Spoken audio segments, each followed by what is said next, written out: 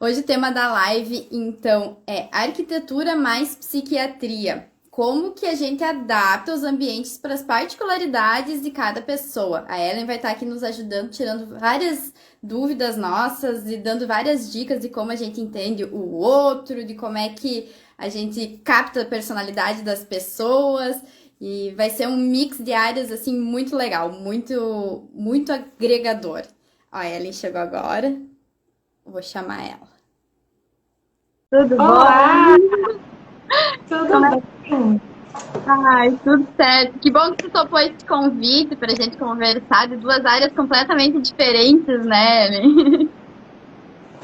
Ai, sim, achei muito interessante o seu tema, a sua proposta, achei muito diferente, assim, acho que vai ser muito rica a nossa conversa. Ai, coisa boa. Dando uma introduçãozinha, então, aqui o tema da nossa live é arquitetura e mais psiquiatria, né? Eu estava conversando antes ali de tu entrar, e é como que a gente adapta os ambientes, então, para as particularidades de cada pessoa, né? Tu, como psiquiatra, eu acho que vai ter várias dicas para nos dar, porque nós, como arquitetos, que a gente quer fazer ambientes super personalizados, quer que tenha a cara dos clientes, e às vezes a gente não sabe como entender os nossos clientes. Eu acho que tu vai ter assim, bastante dicas, bastante a agregar nesse ponto pra gente, a gente vai conversando. Então eu queria antes dar as boas-vindas para todo mundo que está aqui, para os meus seguidores da Ellen, sintam todos à vontade. Ellen, eu queria que antes de mais nada tu se apresentar. Então, boa noite, pessoal. Meu nome é Ellen, eu sou psiquiatra, sou também terapeuta comportamental e sou doutora em skin picking, que é um comportamento de cutucar a pele, e também sou especialista em tricotilomania. O que é a tricotilomania? A tricotilomania é arrancar o cabelo. É o transtorno de arrancar os cabelos. Interessante. Não, é super específico, né, essa tua área também. Eu vou me apresentar também. Meu nome é Mariana Almedinga, sou arquiteta, sou especialista em neuroarquitetura. Neuroarquitetura, o que é? Neuroarquitetura, ela estuda como que o ambiente impacta o ser humano fisiologicamente, seu comportamento. Ela nos relaciona, então, a ambiente e pessoa. Às vezes as pessoas confundem um pouco com psicologia ambiental, que psicologia ambiental lida mais com a mente. A neuroarquitetura, ela quer entender, na verdade, como é que o corpo ele se comporta, né, no ambiente. O que do ambiente traz mudanças para o corpo. Como é que uma iluminação pode relaxar ou estimular alguém. Como que as cores agem. Então, assim, tem vários temas dentro da própria arquitetura e da neuroarquitetura, então, que a gente vai estudando de como é que se dá essa relação ambiente-pessoa, né? E eu, então, eu conheci esse tema quando eu estava finalizando a minha pós-graduação, que eu sou, na verdade, especialista em construção civil, gestão, tecnologia e sustentabilidade. E o fim da minha pós, a gente tinha que escrever um artigo, e nesse artigo, então, eu coloquei a neuroarquitetura junto, né, nessa conversa, assim, de como é que o ambiente impactava as pessoas, analisando um projeto corporativo. Então, assim, foi assim que eu parei no mundo da neuroarquitetura, só para explicar um pouquinho. E daí hoje estou aqui, estou ensinando, divulgando bastante a neuroarquitetura, né? Eu já lancei curso, tenho um e-book e ele está disponível também, né, para quem quiser saber um pouco mais de neuroarquitetura e me acompanhar. Beleza. Só para dar uma... Assim, Ellen, quando tu quiser, tu me interrompe. Se quiser agregar alguma coisa, né, tu fica bem à vontade. Aqui é uma conversa. Tá? Senão eu vou tocando aqui, que a gente meio que montou um roteirinho pra gente ir conversando sobre alguns temas fundamentais. Então, assim, o que é neuroarquitetura? Eu já dei uma introdução, né, que é essa relação pessoa-ambiente. E daí, no momento que a gente sabe o que é a neuroarquitetura, a gente entende que os ambientes eles precisam ser personalizados, né? E os ambientes, quanto mais personalizados, eles mais vão fazer sentido para as pessoas. Então, como que... Daí a gente vai entrando assim, cada vez mais a gente vai afunilando essa conversa e tal. A gente vai entendendo que a gente precisa fazer um bom briefing, a gente vai entendendo que a gente precisa conhecer bem quem são essas pessoas. e descobrir a personalidade dos nossos clientes, né? Ou então, às vezes, quando a gente entende, descobrir, na verdade, a personalidade dos usuários da edificação, né? Porque, às vezes, os clientes não são exatamente os usuários. Num projeto residencial, normalmente, se faz o projeto de uma família. Mas daqui a pouco, a gente vai fazer o projeto para um hospital. Então, quem que vai utilizar esse hospital? Vai ser os pacientes, vão ser os médicos, vão ser os funcionários. Então, eles acabam sendo os usuários dessa edificação. Então, a gente precisa também entender como é que se faz, como é que esse comportamento acontece, né? Para eles serem atingidos pelo ambiente da melhor forma possível, sabe? A gente já teve algumas ações sociais que a gente fez também. A gente tem um grupo de estudos de neuroarquitetura em Porto Alegre, que a gente faz algumas ações sociais do NeuroArquiPoa, que justamente estuda isso, sabe? E coloca em prática, então, algumas ações para, primeiro, para captar quem são os usuários, entender as necessidades deles, e também faz um estudo assim, de especificações técnicas para colocar nesses ambientes que sejam de acordo. Então, assim, tem muito estudo dentro da neuroarquitetura, né? E aí a gente chega na questão de como descobrir, então, a personalidade desses clientes, né? E aqui a gente queria algumas dicas suas de como descobrir, então, essa personalidade, de como a gente entende para quem que a gente está projetando, assim, naquela entrevista que a gente faz para o nosso cliente. Não sei quais dicas que tu poderia nos dar. Bacana. Primeiro eu queria dizer um pouquinho, né, sobre o que é a personalidade, como que a gente entende a personalidade na psiquiatria. Existiam vários grandes estudiosos da personalidade para aprofundar em quais são as dimensões de personalidade. E aí, assim, porque quando a gente fala em personalidade, pode parecer uma coisa só, assim, né? Mas quando os estudiosos foram se aprofundar nas características de personalidade, eles entenderam que a personalidade ela tem dimensões nas quais a gente vai, se a gente entender essas dimensões, a gente consegue como se fosse assim mapear melhor a personalidade, e dentro dessas dimensões a gente consegue entender padrões de personalidade. Certo? Aí tem um grande modelo, o modelo americano, que é o modelo mais simples para a gente falar aqui, que é o modelo dos grandes 5, o Big Five em inglês, né? Que são as grandes 5 dimensões da personalidade. Que fala dessas 5 dimensões seriam a abertura, a conscienciosidade, a extroversão, a agradabilidade e o neuroticismo. Então, dividindo a personalidade assim, nessas dimensões, a gente entende um pouco melhor. Porque quando a gente fala assim, a pessoa tem uma personalidade assim, personalidade assado, então, quando a gente divide nessas 5 dimensões, a gente consegue ali entender e montar alguém que teria mais abertura e menos neuroticismo. Entende? Montando assim esses padrões de personalidade. Sim, fica nivelando de acordo com cada, né? Por isso que as pessoas são tão diferentes entre si, tem níveis diferentes de cada dimensão, seria isso? Exatamente. E aí, quando eu explicar o que significa cada dimensão, aí vai ficar fácil vocês entenderem. Vocês já vão começar a pensar. Eu tenho muita abertura, eu tenho um certo grau de neuroticismo, vocês vão começar a entender. A abertura seria assim, a disponibilidade para conhecer o novo, para conhecer novidade, para explorar coisas novas. A conscienciosidade seria a necessidade de ter controle, e a possibilidade de refletir mais antes de tomar uma ação. Então, seria a pessoa ser menos impulsiva e mais controladora. Seria isso.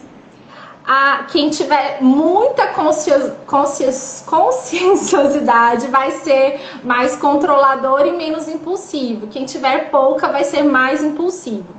Seria isso. E a extroversão seria a pessoa que tem...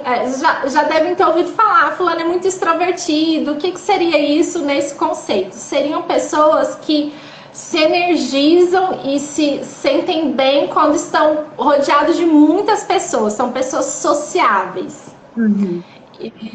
E o introvertido, ou que tem menos extroversão, já é o contrário. A pessoa que já é mais retraída, mais tímida, tá? E o neuroticismo é quem está relacionado a maior ansiedade, mais tristeza, mais oscilações de humor. Então, o neuroticismo estaria relacionado a esses sentimentos um pouco mais negativos relacionados ao humor. Então, percebe que a gente consegue montar uma pessoa que tem muita abertura, que gosta muito de explorar, que é mais impulsiva e que tem muita sociabilidade. A gente consegue montar um perfil. Já uma pessoa que tem menos abertura, que tem menos extroversão e que tem mais neuroticismo, já é outro perfil de personalidade. Nossa, que incrível. Na verdade, eu nunca tinha ouvido falar assim nessas 5 dimensões. Achei muito legal, porque daqui a pouco você começa já também... porque realmente, quando a gente vai tentando entender quem são nossos clientes, faz um briefing tentando entender um pouco do dia a dia, tentando entender como é que a pessoa se comporta e tal, já consegue ver um pouco desse nivelamento, assim, se a pessoa é uma pessoa que gosta muito de ficar em casa, ou se é uma pessoa que gosta de sair, ou se gosta de receber muitas pessoas, muitos amigos, e tudo isso às vezes parece, né, o que isso tem a ver com a arquitetura, por exemplo? Tem tudo a ver, porque daqui a pouco as pessoas... Porque além daquilo que quando querem um projeto de arquitetura, né? Eu preciso de tantas cadeiras, eu preciso nesse local, eu preciso de uma mesa, eu preciso... Além de tu entender isso, tu vai entender o porquê que tu precisa disso. Então, daqui a pouco, assim, se tu entende que ela não quer só uma mesa com 6 lugares, mas ela é uma pessoa que gosta de receber muita gente. Então, daqui a pouco, o layout do lugar vai ser todo adaptado para uma pessoa que gosta de receber gente, vai ser um layout talvez mais aberto e tal. Se é uma pessoa que gosta muito de ficar em casa vendo filme, por exemplo, mais introvertida, daí vem todo para mim, agora começou a fazer sentido essas camadas, assim, que tu comentou, né? Essas dimensões. Que daí também tu pode ir regulando de acordo com a personalidade, esse perfil realmente que tu vai tratando dela, sabe? Eu não sei se tem alguma... olha eu, né? Perguntando bem sem saber, assim, se existem algumas ferramentas para tu meio que descobrir isso, assim, perguntas-chave que tu possa fazer para as pessoas para meio que ir descobrindo como regular esse nivelamento e descobrir da outra pessoa como é que ela é. Tem o questionário do Big Five, que é o HTPI, não sei se eu errei a sigla, mas ele é um questionário que ele é acessível, são 78 perguntas. Se a intenção é realmente explorar bem isso, talvez valha a pena aplicar esse questionário. São 78 perguntas, não é um questionário curto, mas também não é um questionário muito longo. Porque um outro estudioso, que aí, para quem é da área de saúde mental, conhece bem, que é o Cloninger, ele já tem mais dimensões de personalidade. Ele já divide a personalidade em caráter e temperamento. Aí, só do temperamento já tem as suas dimensões, do caráter já tem as suas dimensões. E aí é mais extenso, é mais complexo. E o questionário dele tem mais de 300 perguntas. Nossa. Então, é um questionário bem mais extenso. E depois, para corrigir, é uma fórmula matemática para corrigir. Então, é mais complexo. Mas, se for interessante, aí eu não não achei que fosse o caso a gente ir passando pelas questões por ser 78 questões. Sim. Mas algumas perguntas chaves que eu acho que pode ser interessante seria, por exemplo, questionar se essa pessoa gosta de aventuras, se essa pessoa gosta, por exemplo, de novas tecnologias. Então, isso já nos sinaliza que é uma pessoa que gosta de explorar novidades, né? No caso, em relação à conscienciosidade, né? Se essa pessoa age por impulso, se essa pessoa toma decisões de maneira impulsiva. No caso da extroversão, se ela gosta, acho que isso até você estava falando, né? Que você geralmente pergunta se a pessoa gosta de receber pessoas em casa, se ela gosta de estar com os amigos também fora de casa, ou se ela prefere, se ela se sente bem mais quando ela está com poucas pessoas, se ela se sente também, digamos assim, se ela sente que ela recupera as energias quando ela está sozinha. Eu acho que isso é um sinal de uma pessoa mais introvertida. Porque o extrovertido, ele recupera essa energia no coletivo. E o introvertido, ele recupera essa energia ali na solitude. Não na solidão, mas na solitude. Nossa, essa pergunta, eu acho que às vezes tem algumas palavrinhas-chave. Essa que tu falou de como que a pessoa recupera a energia, eu acho que pega bem no ponto, né? Porque às vezes tem perguntas que ficam muito amplas, ou dá muita margem para cada pessoa interpretar de uma maneira, né? Então, às vezes, né, o que é, como é que tu se sente feliz em tal coisa? Feliz parece que é uma coisa muito que cada um interpreta de uma maneira.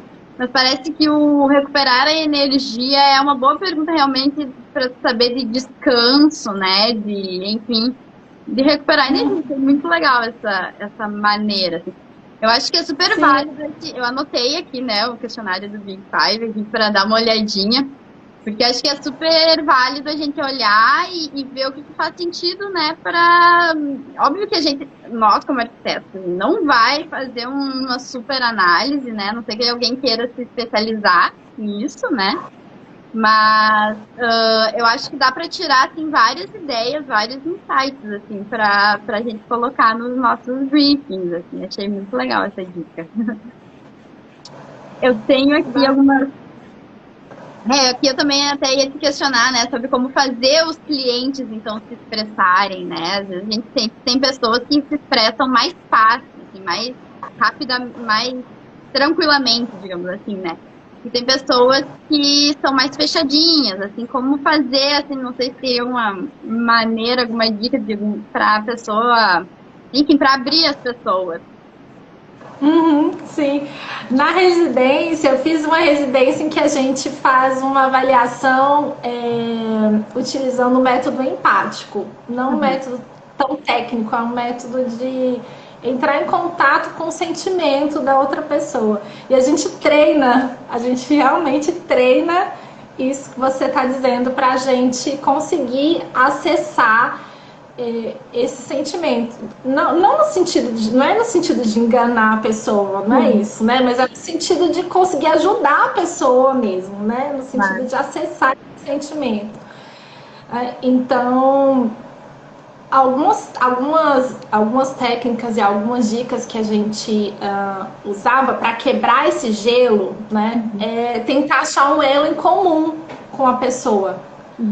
Por exemplo, nos primeiros momentos da conversa, né? Se você sentir que é uma pessoa que a conversa tá travada, tentar achar algum ponto em comum. Por exemplo, se é uma pessoa que torce, um exemplo banal, assim, uma pessoa que torce para o mesmo time, começar a falar de outro assunto que não seja aquele assunto difícil. Começar a falar de algum ponto em comum.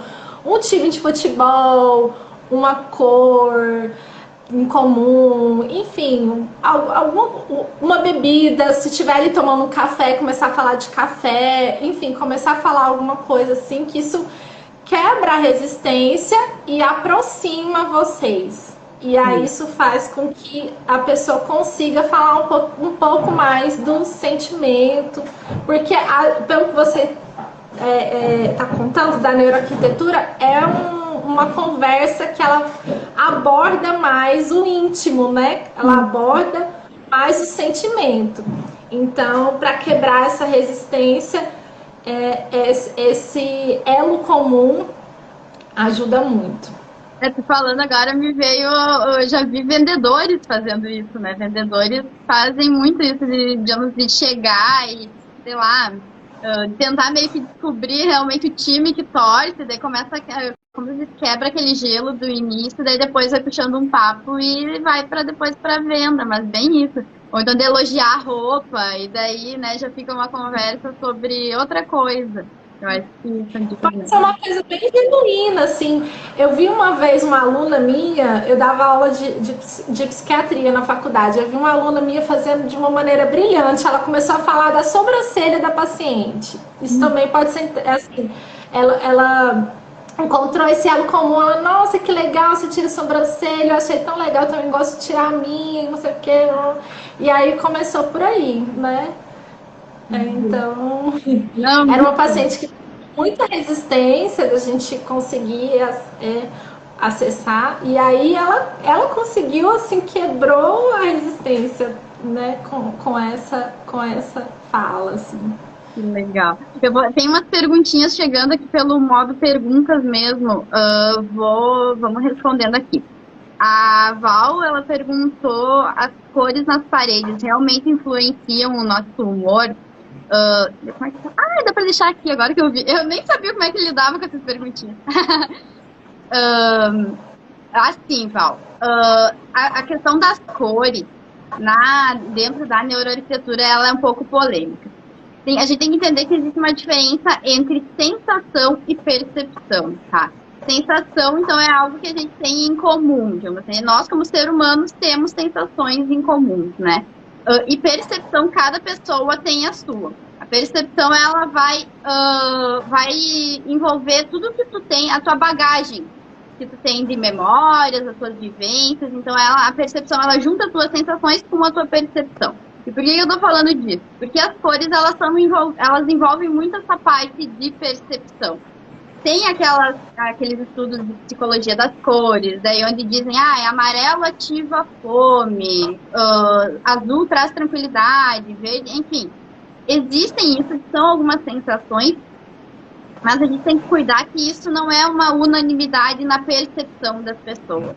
Eu sempre trago a cor vermelha como um exemplo, tá? A cor vermelha, ela é um pouco polêmica, porque tem pessoas que a cor vermelha, ela dá uma sensação ruim. Por exemplo, se essa pessoa, ela teve algum evento de que ela sofreu um acidente, tem medo de ver sangue, por exemplo, a cor vermelha não vai ser uma cor que vai fazer bem para ela vai se sentir mal, por exemplo, ao estar exposta a essa cor em predominância, né?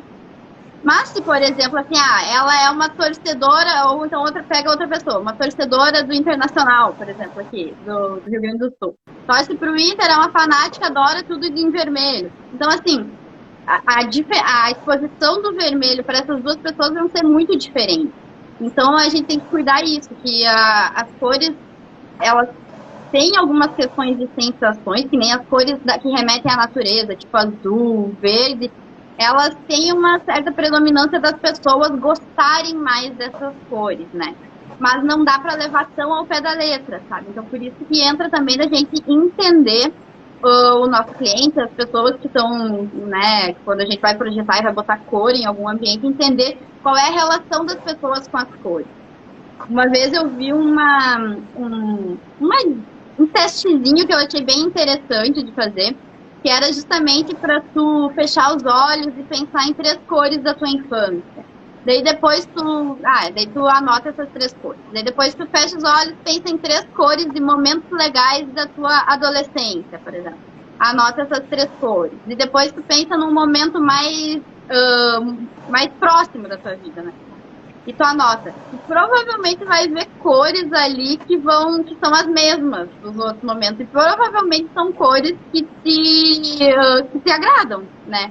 Porque elas remetem a momentos bons, Então, por isso tem essa tua bagagem, já vem com esse momento bom. Então, assim, tem que cuidar, né? As cores, elas têm algumas influências, mas eu acho que, assim, não dá para levar tão ao pé da letra. Tão naqueles estudos que vêm por aí, assim, tem que ser tal coisa remete a tal coisa, né? Tem que dar uma balanceada. A cor também tem muita vivência, tem muita relação do tempo, né? Porque, assim, os materiais ao longo dos anos, eles se desenvolveram de formas diferentes. Então, havia predominância de cores diferentes em diferentes materiais, em diferentes épocas.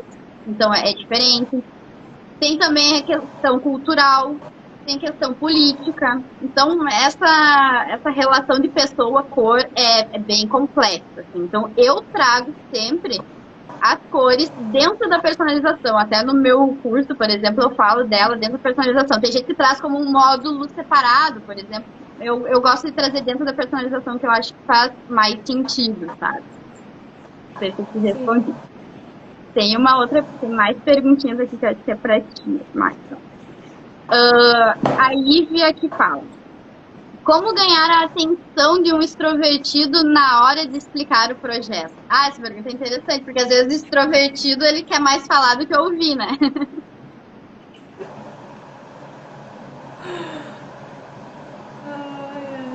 E aí, agora eu não sei, porque eu nunca expliquei projeto. Eu acho que talvez seja mais no sentido de como ganhar realmente a atenção da pessoa, né? E depois... Extrovertido, né? Olha, o extrovertido não necessariamente ele vai ter dificuldade de foco, assim, né? Ele é difícil dizer assim, porque não olhando apenas a extroversão, é porque eu acho que talvez tenha uma visão diferente de extrovertido do que eu tenho de extrovertido aqui pelo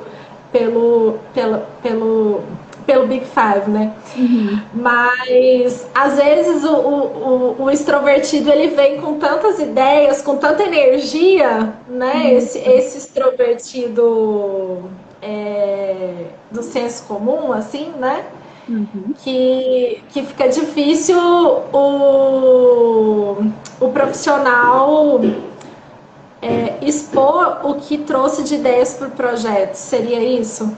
Eu acho que sim, eu acho que é nesse sentido, assim, de quando a pessoa tá muito...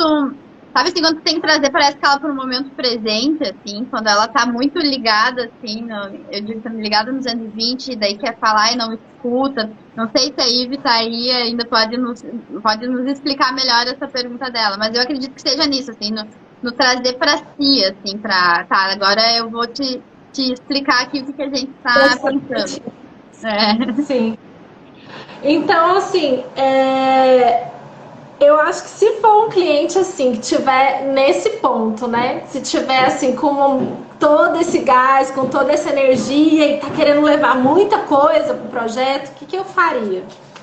Eu sugeriria o seguinte: coloca toda a sua energia, todas as suas ideias no papel. Vai lá, coloca. Não necessariamente você vai fazer, né? Mas deixa ele colocar, vai colocando toda aquela energia ali, né? Porque senão vocês vão, talvez, né? Minha ideia é que essa situação poderia gerar ali uma disputa ali de energia, né? O profissional querendo apresentar a sua ideia e o cliente totalmente desfocado, não vai voltar ali naquele momento.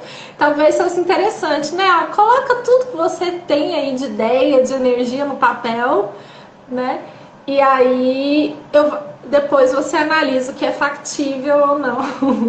Eu acho que esse perfil aí pega um pouco da extroversão junto com a ansiedade ali, né? De estar uma ansiedade alta. Eu já peguei alguns clientes assim, sabe? De falar bastante realmente. Eu sou muito de ouvir, né? Então, assim, eu deixo a pessoa falar. Fala, desabafa, né? E pra depois eu falar. Então, tanto que nas minhas primeiras reuniões as pessoas me perguntam: tá, Mari, mas tu não vai me falar muita coisa, né? Eu, não, calma. É pra tu me falar tudo e depois eu vou sentar e vou analisar o que faz sentido pra isso, sabe? Então, é realmente assim. Exatamente. Mas essa de botar no papel é uma boa, porque daí a pessoa já libera um pouco dessa energia mesmo, né? E ela mesma organiza as ideias, né? Isso, isso. Eu fiquei pensando que isso já seria uma fase mais adiantada depois dessa conversa, né? Sim. Mas, sim, no primeiro momento, ouvir é fundamental. Faz todo sentido. Deixa eu botar aqui as que tem mais perguntas. Que a Laís botou por aqui também. Eu acho que não sei se o chatzinho não tá dando algum problema, mas que ela tem amigas extrovertidas e todas elas têm dificuldade na escuta, que eu acho que é mais ou menos o que a gente tinha comentado mesmo, né? Que é o falar muito e não ouvir. Deixa eu botar. Aqui tem outra pergunta também da Ive, deixa eu ir tirando aqui. Ai, deixei. Aqui. Como deixar o introvertido mais à vontade na hora do briefing? Assim, tipo, daí agora eu acho que é meio que a mesma pergunta, só que daí na versão do introvertido. Quando a gente tá nessa hora de briefing, de entrevistando o cliente, o que ele precisa, como é que a gente deixa um introvertido, então a pessoa que não fala muito, mais à vontade, até para fazer ela se expressar, né? Que eu acho que tem algumas dicas ali que você já tinha comentado até. Uhum. Sim. Eu pensaria naquela ideia, né, de tentar puxar de tentar resgatar algum assunto em comum, se essa conversa tiver, digamos assim, truncada, se não tiver evoluindo, tentar puxar um assunto em comum fora do tema para quebrar um gelo, né, para deixar o introvertido ali um pouco mais relaxado, mais à vontade, né? E aí ele já vai ali se soltando na cadeira, você já vai sentir que ele já vai se soltando na cadeira, já vai algum tema um pouco mais descontraído. Eu pensaria nessa estratégia inicial.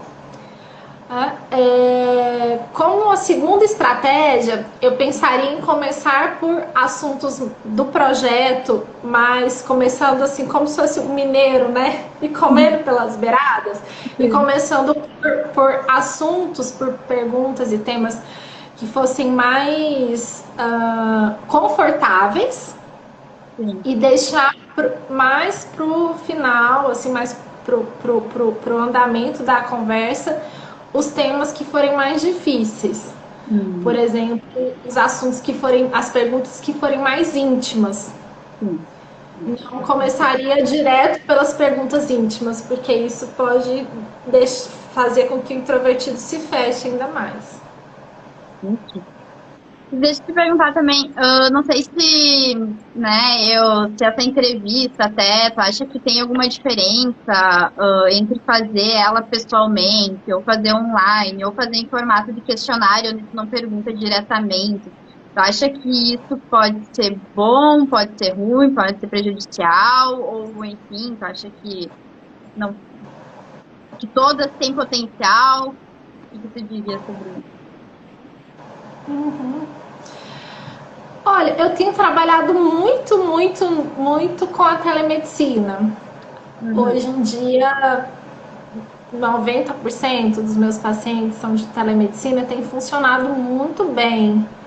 Até terapia também eu tenho feito por telemedicina, então tem funcionado bem. Então, eu não acredito que perderia, assim, tanto se essa entrevista fosse feita por teleatendimento, assim, por teleconferência. Agora, por questionário, eu deixaria o questionário para fazer aquelas perguntas iniciais, aquelas perguntas mais digamos assim, de cadastro, sabe? Sim, mais gerais, assim. Isso, mais gerais. Eu acredito assim que para a proposta da neuroarquitetura, a conversa mais íntima, eu acredito que faz diferença Sim. para entender quem é essa pessoa. Eu acredito que faz diferença para entregar um trabalho personalizado. Eu acredito que faz diferença. Isso, ela tem mais uma perguntinha. Aqui a Ivy também botou que tá com problema no chat. Não sei se tem mais pessoas. Qualquer coisa podem mandar pelo perguntinhas ali do lado, que tem uma interrogaçãozinha, que daí eu vou acompanhando. Algumas pessoas conseguiram comentar aqui no chat, mas qualquer coisa podem mandar por perguntinhas que a gente vai acompanhando.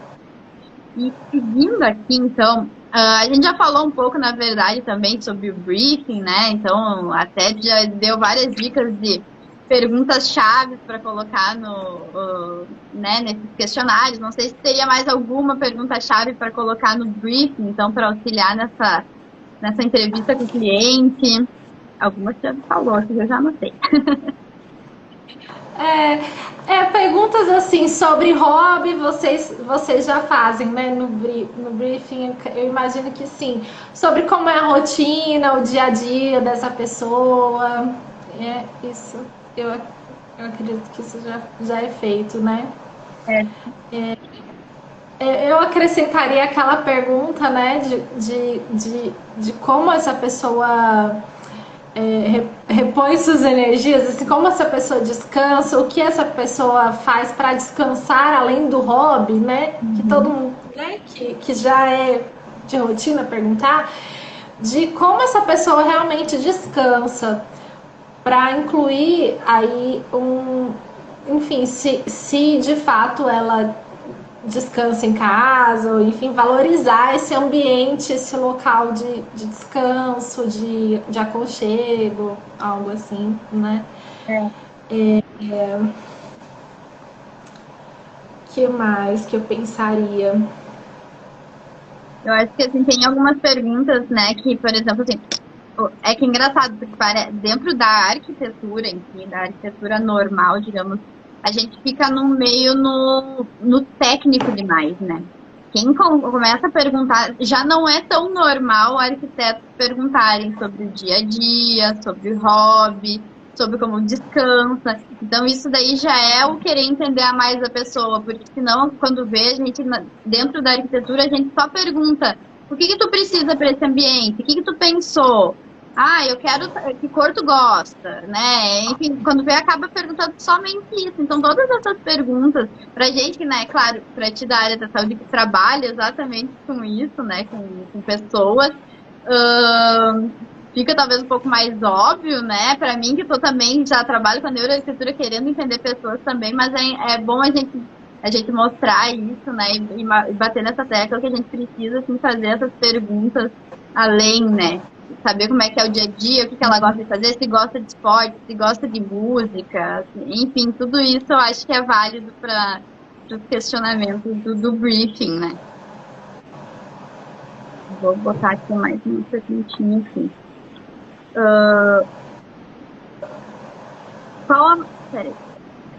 Qual a maior queixa das pessoas no seu consultório com relação à privação de sair na pandemia?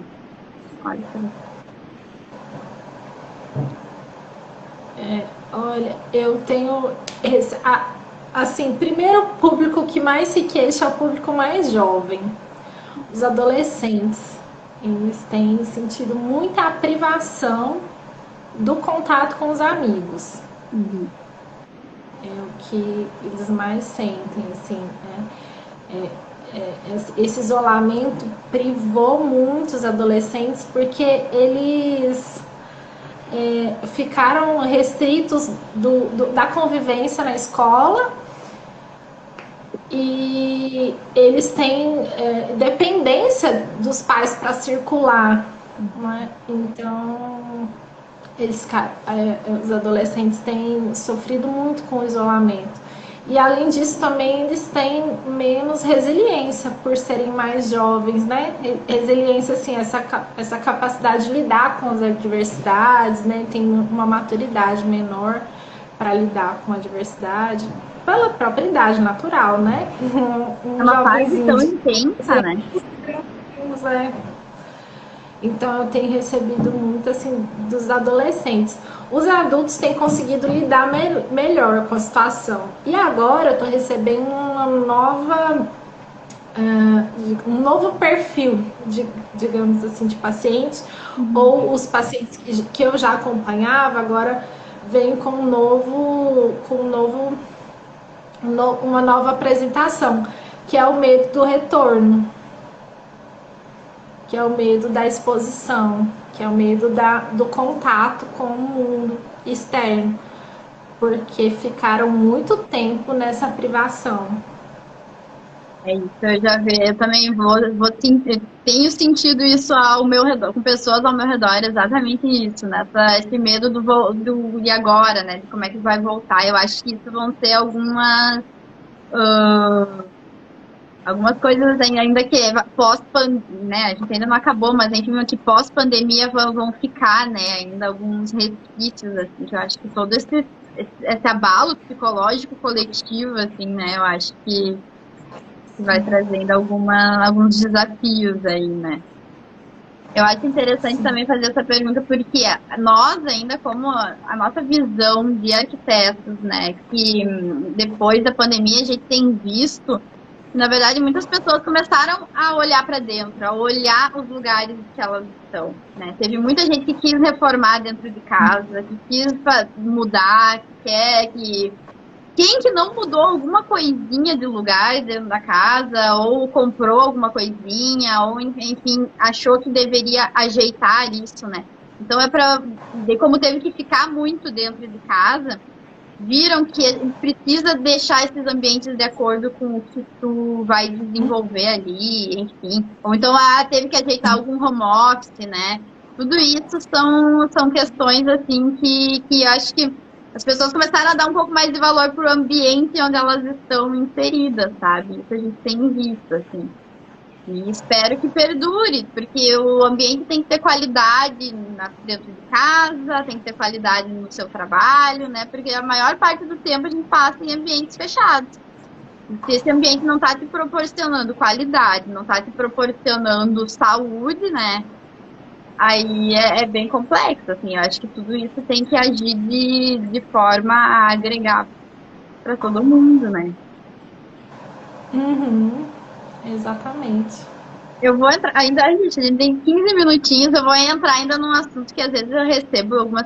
Eu lanço, assim, de tempos em tempos, para as pessoas que estão em fase de TCC, os estudantes, que eles têm vontade de entender a neuroarquitetura. Eu peço para eles me mandarem os temas de TCC deles, que eu ajudo eles com neuroarquitetura, né?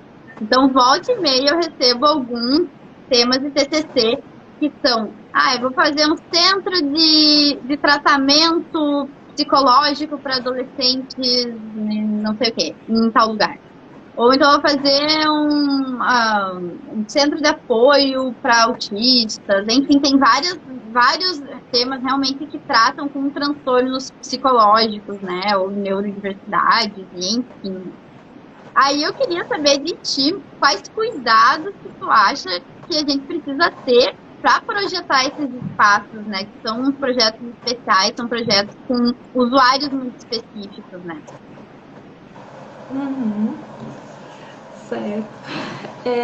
Então, esses ambientes, eles têm que ter, primeiro, tem que ter, assim, pensando numa clínica, por exemplo, né? Uhum. Uma clínica, ela tem que ter a janela tem que ter segurança, por exemplo, né? Tem que ser uma janela que tem que oferecer segurança para que a pessoa não possa sair pela janela. Uhum. E tem que ser uma janela de vidro, se não for de grade, tem que ser de vidro reforçado, né? Pelo risco de, né? Além disso, as enfermarias hoje em dia, pensando em unidades de saúde mental, as enfermarias elas não podem ser mistas entre homens e mulheres, tem que ser enfermarias separadas. Além disso, também já tem, depois da reforma psiquiátrica, né, já é exigido que seja separado por transtorno. Não pode misturar, por exemplo, paciente com dependência química e paciente com psicose. Então, é exigido uma divisão por especialidade. E outro ponto é que as enfermarias, elas não podem ultrapassar 10 leitos. Tem que ser enfermarias pequenas. Lá na USP, as enfermarias tinham no máximo 3 pacientes por quarto. Mas o porquê disso, sabe? Para não virar para não virar mesmo aquelas enfermarias, não é asilar, mas não virar aquela, para não ter características manicomiais. Entendi. Porque nos grandes manicômios tinham centenas de pacientes em cada enfermaria. Não vou nem dizer dezenas, eram centenas de pacientes. Eu lembro que... Não, pode falar. Não, pode falar. Eu lembro que até quando eu tava assessorando um desses, né, desses TCCs, assim, eu comentei que também teria que cuidar questões, por exemplo, de acústica, né, nos quartos, assim, para ter um bom isolamento acústico, que talvez acho que interfere nesse, né, que dependendo do tipo de transtorno que a pessoa pode ter, né, é interessante que se tenha, então, esse tratamento acústico bem feito. Essa questão das janelas, eu não tinha pensado nisso, até já anotei aqui também para conversar sobre isso, né, que é super importante a segurança. Acho que também questões, obviamente, de acessibilidade, que é básico, né, enfim. Sim, tem que ter acessibilidade, sim. Os banheiros, né, precisam ser banheiros grandes para, caso seja necessário, auxílio da enfermagem, banho, como um banheiro, né, de hospital mesmo.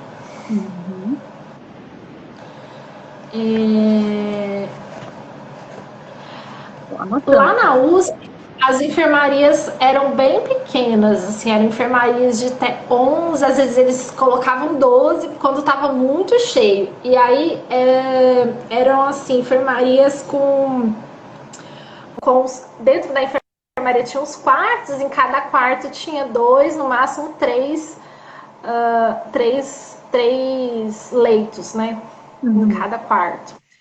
Agora, nos hospitais que são SUS, aí tem um número maior de leitos por quarto. E as enfermarias são maiores. Aí são enfermarias que tem 30, às vezes até 40 pacientes. E aí a quantidade de pacientes por quarto é maior. Aí tem de 5 a 10. Tem nos hospitais que são maiores. A Ivy perguntou aqui onde temos acesso deixa eu botar aqui, a estas informações para ter uma ideia na hora de projetar. Eu não sei se existe alguma regulamentação quanto a isso, né? Provavelmente deve existir. Sim, eu acredito que tem uma regulamentação, sim. Eu acredito que sim. Eu acredito que a gente deve conseguir essa informação na própria vigilância sanitária, onde tem as exigências para abrir uma clínica, consegue essas informações. E são... geralmente as exigências da vigilância sanitária em relação a isso, elas têm algumas particularidades regionais. Então é interessante olhar no site da vigilância do estado. Sim. Eu acho que sim, eu acredito que tem. Eu nunca fui a fundo também para esse tema tão específico, assim, né, de, enfim, transtornos psicológicos, enfim, mas eu acredito que deve haver, sim, essa regulamentação, ainda mais como tu falou, se tem limitação de leitos e, enfim. Eu ia falar alguma coisa e eu esqueci. Mas vamos lá. Pessoal, vocês só me falam, vocês estão me ouvindo bem? Você está me ouvindo bem, Mari? Tô Tá me ouvindo bem. ouvindo Às vezes dá legal? uma Ah, travadinha tá. de ter o som de fundo, assim, mas agora, quando tu fala, eu te escuto super bem. O que que tá no fundo? É que eu escuto meio que uma ambiência, assim, sabe? Um barulho de ambiente, assim, mas nada que interfira. Daí, às vezes, ele dá uma paradinha e quando tu fala, fica normal. Ah, tá. Eu recebi uma ligação e aí meu áudio caiu um pouquinho o volume. Esse som eu acho que deve ser do ar-condicionado. Vou ver se. Isso, pode ser uma coisa. Mas não, pode deixar, não tem problema nenhum, tá? Dá pra te ouvir super bem. Mas Tá. é isso, na verdade, assim, é o que as pessoas falam, eu acho que é muito assim de tu entender, né, que são pacientes que estão numa condição especial, né? Tem que cuidar também. Ah, era isso que eu ia falar. Questões, não sei se tem coisas que estimulem demais as pessoas ou menos. Eu lembro que quando a gente fez uma ação num hospital aqui em Porto Alegre, que era no espaço do CRAI, que era um espaço onde eles atendem a jovens e adolescentes que sofreram abuso sexual, né? Então eles passam por uma triagem, assim. Então é um clima bem pesado, assim. Daí eu lembro que a gente fez a parte, né? A gente reformou toda a parte de circulação, atendimento. E eu lembro que na parte dos consultórios de psicólogos, as médicas e as psicólogas, elas falaram que tinha que ser o mais neutro possível. Não era para ficar estimulando muitas pessoas, não era para ficar botando muito desenho, muito, né? Era para ser mais neutra. Não sei se também teria alguma relação sobre isso para comentar, né? Para não, tipo, Sim, estimular ou sim. não dar algum gatilho na pessoa de ter, né, alguma reação, assim, sobre isso. Aham, sim. Eu não saberia te dizer se exatamente algo pode ser gatilho, mas assim, o interessante é que as cores sejam mais suaves mesmo, né? Então, cores muito vibrantes, enfim, desenhos muito. Realmente, assim, não, é, é muito estímulo, principalmente para os psicóticos, Uhum. porque são pacientes que estão muito sensíveis, eles estão muito sensíveis a, muitas vezes até a luz, a barulho, então há muito estímulo visual, então é legal não ter. Tem até alguns ambientes que alguns, não são todos os hospitais que tem, e tem um quarto de isolamento que o paciente fica, Uhum. em que ele fica. Ele não chega a ir para a contenção física, que é o último recurso quando ele realmente fica muito agitado. Que aí ele Uhum. vai para um quarto branco, ele fica lá nesse quarto sem estímulo nenhum. Uhum. Então é um quarto com isolamento acústico. Uhum. É um quarto que ele tem um revestimento almofadado, um Uhum. revestimento assim, em que o paciente, se ele se bater, ele não se machuca, Uhum. não tem janela, então é ventilado com ar condicionado, e justamente para ele não se machucar, né? Sim. Se caso ele tenha uma agitação, alguma coisa assim. Ele é medicado quando ele vai para esse lugar, né? Para Uhum. ele se acalmar. E aí, nesse lugar com ausência de privação de barulho, de luz, de nada, ele geralmente se acalma. Porque se ele fica ali na enfermaria com outros pacientes, são outros pacientes falando, outros pacientes Uhum. agitados também, muitas vezes ali em volta, ele não consegue se acalmar. E nesse quarto tem Então, pouca esse é um luz recurso aí e é utilizado. branco.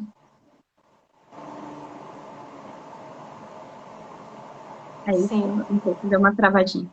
Não, isso porque isso são coisas bem interessantes, assim, né, para se pensar, sim, assim, para esses ambientes. sim. E assim, não se usa camisa de força, tá? Não se usa isso, não é. É só um ambiente ali. E ali ele fica nesse lugar, ele fica monitorizado, assim. Tem Uhum. uma câmera né, que fica monitorizando ele. E, tem uma estação ali mostrando as imagens da câmera desse lugar e do restante do hospital, mostrando para a enfermagem. Sim. Não, muito interessante mesmo. Então, Ellen, a gente tá meio que no finzinho, eu não quero que corte a nossa live, né, sem a gente se despedir, sem eu te agradecer também a tua disposição para vir conversar aqui um pouquinho com a gente, né, trazer todo esse teu conhecimento. E eu queria te agradecer e te dar a palavra final, na verdade, para você falar o que, né, enfim, o que você bem entender antes que caia a nossa live. E muito Eu obrigada. agradeço muito, Mari, agradeço muito. Foi uma conversa muito rica, muito produtiva, adorei mesmo. Adorei muito conhecer mais sobre a neuroarquitetura e saber que a saúde mental pode contribuir muito, né? E aí para a produção de ambientes personalizados, ó. Muito legal, muito bacana Não, mesmo, com muito certeza. lindo o seu projeto, seu trabalho, viu? Muito obrigada, não, com Muito. certeza. A nossa intenção justamente é isso, é que os ambientes também promovam saúde, né? Saúde física, saúde mental e tudo isso, né? É para isso que quem se identifica com a neuroarquitetura trabalha. Muito obrigada, Ellen. Obrigada, agradeço todo mundo que assistiu a gente, que fez perguntas muito ricas, muito interessantes, que ajudou a gente aqui a desenvolver mais essa ideia. Aprendi muito com vocês. Muito obrigada. Fico à disposição sempre que quiser bater um papo. Beijo, Ellen. Beijo, tchau, tchau. Tchau, tchau.